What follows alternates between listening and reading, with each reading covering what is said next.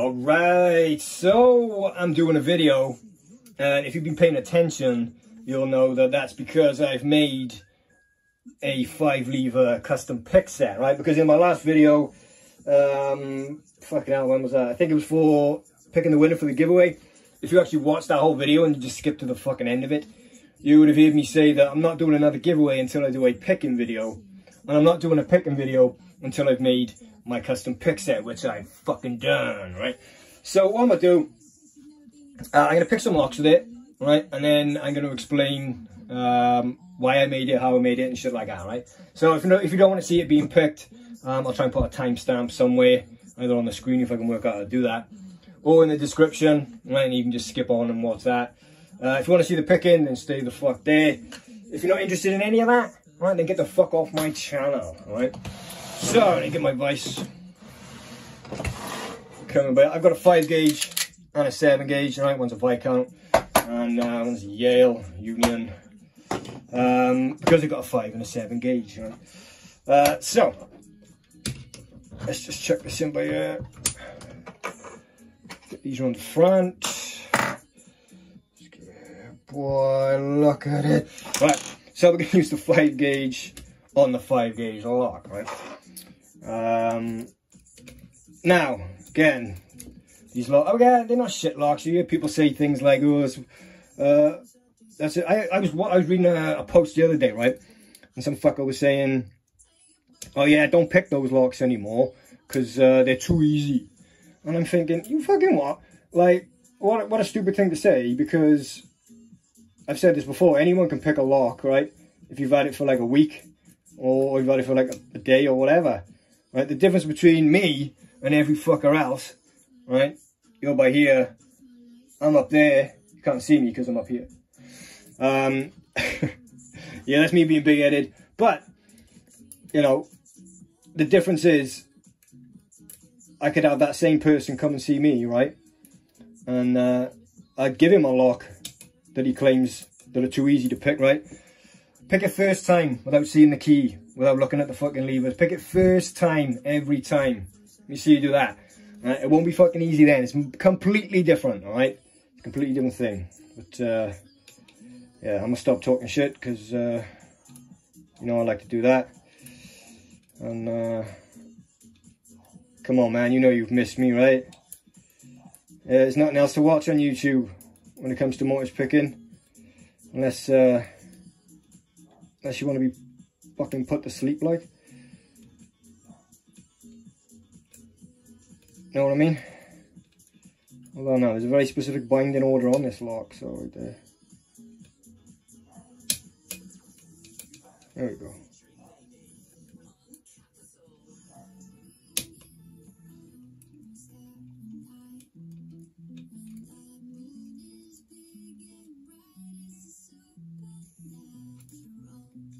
Okay, I think, yeah, I think we've got lever 4 left. Yeah, boy. Yeah, very specific binding order on that. I'll just gonna take this apart a bit quick, because you know what some people are like. Even though I'm just fucking showing you the tool. Right, so lever 1, lever 2. Here's lever 3. Right, remember now, what did we say? Levers 3 and 5 are the same. So there's lever 5. And look at that. Yes, it's the same as lever 3, innit? Right, let's get that out of the way. And then I got the Viscount. We'll pick this bolt size, because obviously I've got the we got the gap on the other side of there, but not that it matters. I just got some random piece of handle by here in a minute. Like I said, I haven't really come up with a handle design that I like, but I will spend a bit of time on that, because getting a nice handle is really important. You can't just have a fucking bent piece of wire, it's just lazy as fuck. You do need a nice feel on the actual handle. You don't want it too thick. Too thick, it's gonna be no good. Right, lever 3 as low as fuck in here. There we go.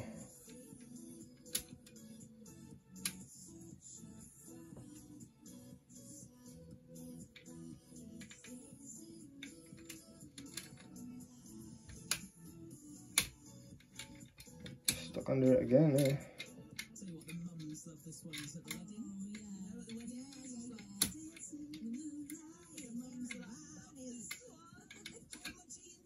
There we go.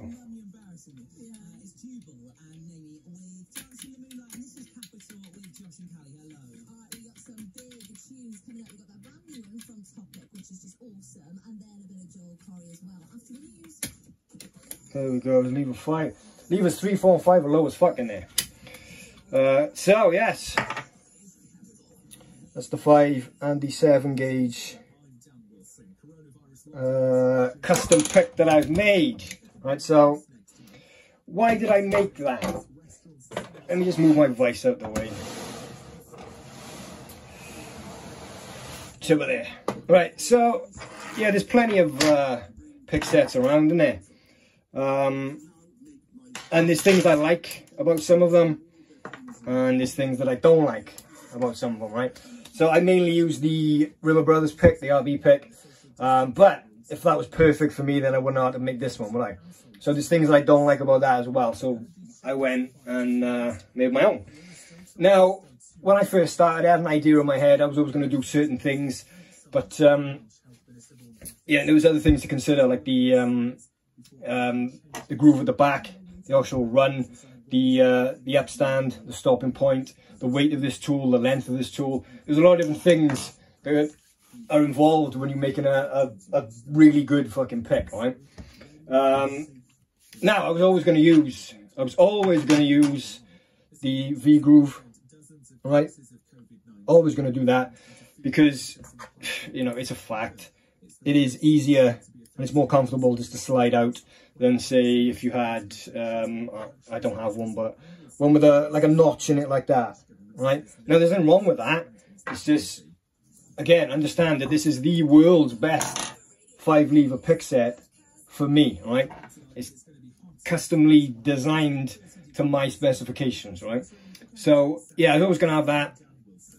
I don't need to be coming up and fucking trying to drop out some big ass run like this. I just don't need to do that. But again, one with a V-groove, one with a straight notch in it. Can I pick more locks with this one and this one or this one? No, they're the same thing. It's whatever you're more comfortable with doing, right? And it's more user-friendly and it's more comfortable to have the V-groove. Now, the RB, it's got the V-groove at the back, but they don't continue it all the way down to the end, right?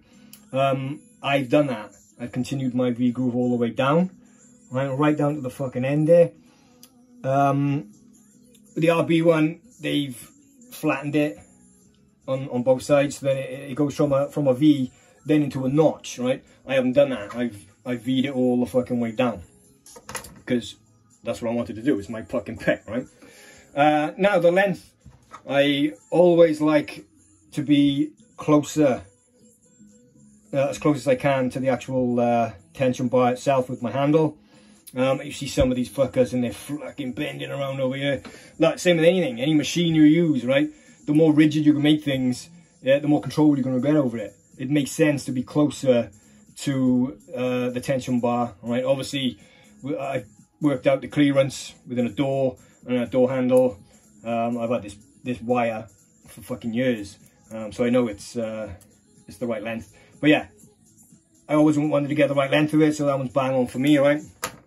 Now I've got a stopping point. I've got a stop collar on this by there, and then the upstand is, again, it's made from stainless steel, but it's been soldered in it, right? Silver soldered. Now, one of the main reasons why I moved away and made my own from the RB pick is because the stopping point and the upstand, they're not sitting in the right place. So are not a few other fucking picks that I've seen as well. They're completely off. So with mine, I've made it fucking perfect on both of them. I've adjusted it. It's completely different to any of the other pick sets you're going to see, right? With ones with fixed stopping points on them. Now, you're not going to get it absolutely perfect so we can work on every single lock, lever side and bolt side. It's never going to work like that. But the position of these ones by here, you're going to get more. You're going to get more to work left and right with these ones than you would do with another one, like I said, with a fixed position on it, right? Like I say, you can always drop down to, you know, the 7 gauge if you wanted to. But if you look at this, say you put that in, yeah, I got that sitting fucking perfect, but there, right? So, yeah. Now, with the weight of this tool, again, it was important to get the right weight, because some tools, you look at them and you think, oh man, that's fucking going to be, like, if you look at GJ's multi-pick, right? Because I've had the previous ones before that, the ones that were made before his, I've had all of those and they were really fucking heavy on the back, and they look heavy, and I just assumed that his would be the same, but in fact, when he sent me it, it's not. That tool is actually really nicely balanced. There's a nice weight to it. Whereas some other tools I've used, they're just too fucking heavy on the back. So again, the weight was an important part of it. Now I was messing around with 3 different grades of stainless steel. It was 303, 304 and 316.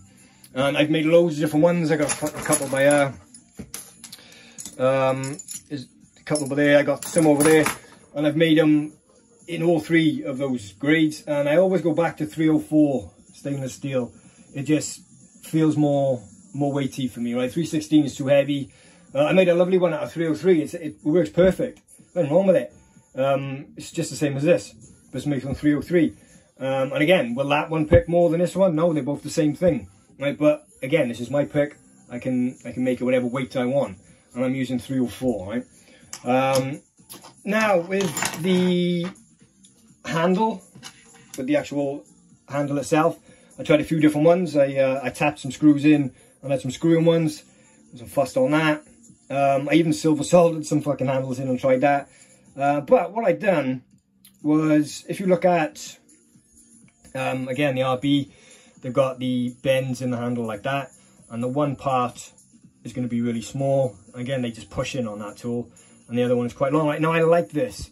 I like that, but there, and I like the smaller part sitting in my palm, right? Because it's more comfortable for me to hold it, right? So if it's sitting there, yeah, I don't need nothing fucking long digging into my hand, right? But some people do like that, right? So I thought, what can I do to make that more universal? So what I've done is I have tapered this bar very slightly, right? So what you'll do is you put it in and you'll have a sliding handlebar, right? Because some people like that. You can have whatever length you want, but the minute you push it in as far as it'll go, right, you now have a solid fucking handle, right? And that sits absolutely perfect for where I need it, right? So it's tapered. So you come up here and it's sliding, and the minute you put it in, you can see it starts to taper, right? And then it gets tight to there, and then that is the perfect position again for me, for that to sit in there, and for me, for my hand to go there. So, you know, I thought of fucking everything when making this tool. Yeah, I'm really pleased with the way it came out. Yes, like I said, this stainless steel, 304 stainless steel, everything on it is 304.